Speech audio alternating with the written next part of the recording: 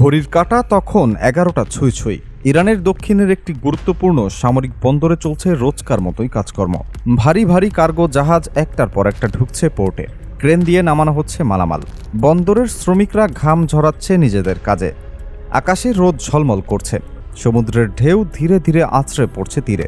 সেদিন সকালে বন্দরের কেউ টেরও পায়নি যে আর মাত্র কয়েক ঘন্টার মধ্যেই এই শান্ত জায়গাটা পুরো বিশ্বের নজরে চলে আসবে। আন্তর্জাতিক উত্তেজনার কেন্দ্রবিন্দু হয়ে উঠবে এই বন্দর। কিন্তু ঠিক সেই মুহূর্তে পোর্টের ভেতরে থাকা রাডার কন্ট্রোল রুমে একটা অদ্ভুত জিনিস ঘটল। স্ক্রিনে হঠাৎ একটা অচেনা সিগন্যাল ভেসে উঠল। ছোট্ট একটা বিন্দু ধীরে ধীরে এগিয়ে আসছে পোর্টের দিকে। প্রথমে যে অফিসার স্ক্রিনে চোখ রেখেছিলেন তিনি ভাবলেন হয়তো কোনো জেলে নৌকা পথ হারিয়ে এদিকে চলে এসেছে। এরকম তো মাঝে মধ্যে হয়ই। কিন্তু কন্ট্রোল রুমে বসে থাকা একজন প্রবীণ রাডার অফিসারের মাথায় তখন একটা চিন্তা খেলে গেল। তিনি জানেন এই নির্দিষ্ট পোর্ট এলাকার আশেপাশে মাছ ধরা পুরোপুরি নিষিদ্ধ। সামরিক স্থাপনা থাকায় কোনো বেসামরিক নৌকার এখানে আসারই কথা না। তাহলে এই ট্রলার এখানে করছেটা কি? নৌকাটা তখন পোর্ট থেকে মোটামুটি ৮ কিলোমিটার দূরে। এমন একটা দূরত্ব যেখানে না পারা যাচ্ছে একে উপেক্ষা করতে, না পারা যাচ্ছে সরাসরি কোনো বড় পদক্ষেপ নিতে। সবাই তাই চোখ রাখল পরিস্থিতির উপর। আর ঠিক সেই সময়টাই ঘটনা আরও একটু গভীর হলো। রাডারের স্ক্রিনে দেখা গেল সমুদ্রের প্রায় ৩ কিলোমিটার উপরে দুটো ছোট ছোট বিন্দু ঘুরে বেড়াচ্ছে। প্রথমে মনে হচ্ছিল হয়তো খেলনা ড্রোন কেউ উড়িয়েছে, কিন্তু একটু ভাবলেই বোঝা যায় এই ব্যাপারটা কতটা অস্বাভাবিক। এত গুরুত্বপূর্ণ একটা সামরিক পোর্টের কাছে খোলা সমুদ্রের মাঝখানে কে আর খেলনা ড্রোন ওড়াতে আসবে? এই একটা প্রশ্নই সবকিছু বদলে দিল। রাডার অফিসার আর একটুও দেরি করলেন না, সাথে সাথে হেড কমান্ডার অফিসারকে জানালেন পুরো বিষয়টা। কন্ট্রোল রুমে তখন একটা থমথমে পরিস্থিতি তৈরি হলো। কয়েক মিনিটের মধ্যেই সিদ্ধান্ত এলো উপর থেকে, আকাশে যুদ্ধ বিমান পাঠাতে হবে এখনই। ইরানের বুশেহর এয়ারবেস থেকে তখন দুটো multi role fighter jet runway ধরে ছুটে গেল আর মুহূর্তের মধ্যে আকাশে উঠে গেল। এগুলো ছিল ইরানের কাছে থাকা বিখ্যাত F-4 ফ্যান্টম যুদ্ধ বিমান। একটা সময় এই যুদ্ধ বিমানগুলো ছিল আমেরিকার সবচেয়ে বড় ভয়ঙ্কর ফাইটার জেটগুলোর একটা। বহু বছর আগে ইরান এগুলো কিনেছিল এবং নিজেদের প্রযুক্তি দিয়ে আপগ্রেড করে এখনও ব্যবহার করা যাচ্ছে। ঘন্টায় প্রায় ২৫০০ কিলোমিটার গতিতে উঠতে সক্ষম এই জেট মূলত দূরপাল্লার মিশনের জন্য তৈরি। দুটো F-4 আকাশে ওঠার পর ২ মিনিটেরও কম সময়ে সন্দেহজনক এলাকায় পৌঁছে গেল। কিন্তু সেখানে গিয়ে পাইলটদের চোখ ছানা বড়া হয়ে গেল। যেখানে খেলনা ড্রোন থাকার কথা সেখানে আসলে ঘুরে বেড়াচ্ছে দুটো পুরোদস্তুর F-6 ফাইটার জেট। F-6 মূলত আমেরিকান ডিজাইনের হলেও পৃথিবীর অনেক দেশ এই জেট চালায়, তাই ঠিক কোন দেশের এগুলো সেটা বোঝার কোনো পরিষ্কার রাস্তা ছিল না। ইরানের F-4 কাছে আসতেই দেখা গেল F-6 গুলো একটুও ভয় পাচ্ছে না, বরং বেশ আত্মবিশ্বাসের সাথেই নিজেদের অবস্থানে টিকে রইল। এর কারণও আছে। প্রযুক্তির দিক থেকে F-6 অনেক জায়গায় পুরনো F-4 এর চেয়ে এগিয়ে। ইরানের পাইলটরা তখন সরাসরি কোনো আক্রমণ না করে পরিস্থিতি পর্যবেক্ষণ করে ফিরে আসতে বাধ্য হলো। কিন্তু ইরানের সামরিক হেডকোয়ার্টার এটুকুতে থেমে থাকার পাত্র না। তারা খুব ভালো করেই জানে নিজেদের আকাশসীমার ভেতরে কোনো অজানা যুদ্ধ বিমান ঘোরাঘুরি করা মানে বিশাল বিপদের ইঙ্গিত। তাই আর ১ সেকেন্ড সময় নষ্ট না করে তারা এয়ার ডিফেন্স সিস্টেম চালু করে দিল। ইরানের ক্ষেপণাস্ত্র প্রযুক্তি নিয়ে বিশ্বজুড়ে যে আলোচনা হয় সেটা এমনি এমনি হয় না। তাদের আকাশ প্রতিরক্ষা ব্যবস্থা সত্যিই ভয়ানক শক্তিশালী। কয়েক মুহূর্তের মধ্যে ইরানের ডিফেন্স সিস্টেম ওই দুটো F-6কে টার্গেট করে লক করে ফেলল। তারপর ছুটে গেল উচ্চগতির সারফেস টু এয়ার মিসাইল, যেগুলো শব্দের গতির কয়েক গুণ বেশি দ্রুততায় ছুটে যেতে পারে আর ১৫০ কিলোমিটার দূরের লক্ষ্যবস্তুতে নিখুঁতভাবে আঘাত হানতে পারে। অন্যদিকে F-6তেও আধুনিক রাডার সিস্টেম আছে, যেটা ৪০ কিলোমিটার দূর থেকেই শত্রুর মিসাইল টের পেতে পারে। মিসাইল ছোড়ার প্রায় সাথে সাথেই F-6 এর পাইলটরা বুঝে গেল কি হতে যাচ্ছে।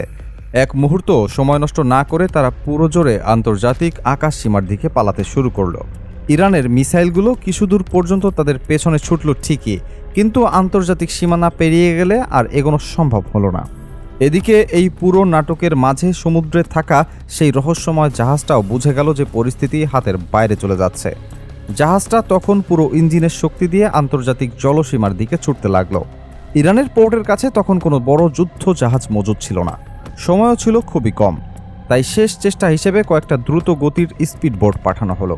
সেই বোটগুলোতে চড়ে বসলো ইরানের স্পেশাল মেরিন কমান্ডাররা। সমুদ্রের বুক চিরে ৩টি স্পিড বোট সর্বোচ্চ গতিতে ছুটে চলল। ঢেউ কেটে এগিয়ে গেল জাহাজটার দিকে। কমান্ডোদের চোখে তখন একটাই লক্ষ্য, কিন্তু মাত্র কয়েক মিনিটের ব্যবধানে জাহাজটা আন্তর্জাতিক জলসীমা পার করে ফেলল। ইরানের হাত থেকে পিছলে গেল সেই রহস্যময় জাহাজ। এই পুরো ঘটনায় ইরান অবশ্য বেশ ঠান্ডা মাথায় সবকিছু সামলেছে। তারা চাইলে আরও কঠোর কিছু করতে পারত, কিন্তু করেনি।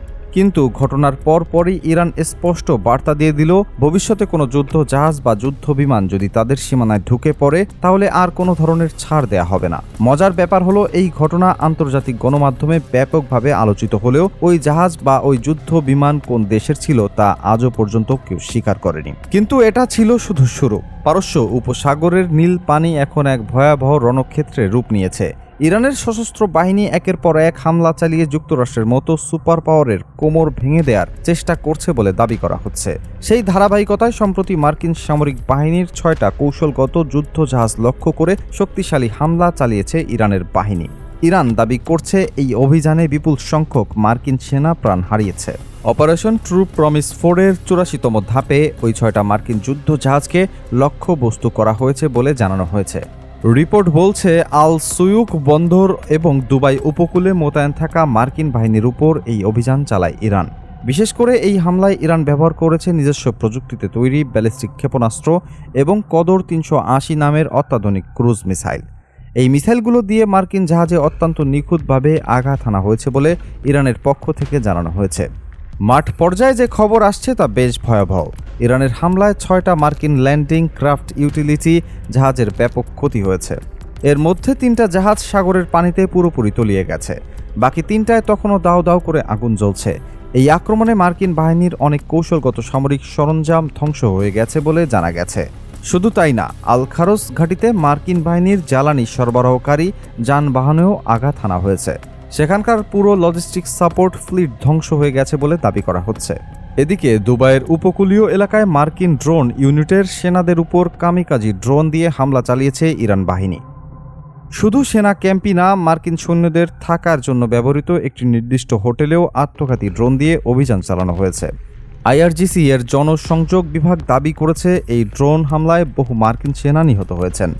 তবে সবচেয়ে বড় যে দাবিটা করেছে ইরান, সেটা হলো মধ্যপ্রাচ্যে যুক্তরাষ্ট্রের 17টা সামরিক ঘাঁটির প্রতিটাই ধ্বংস করে দেওয়া হয়েছে।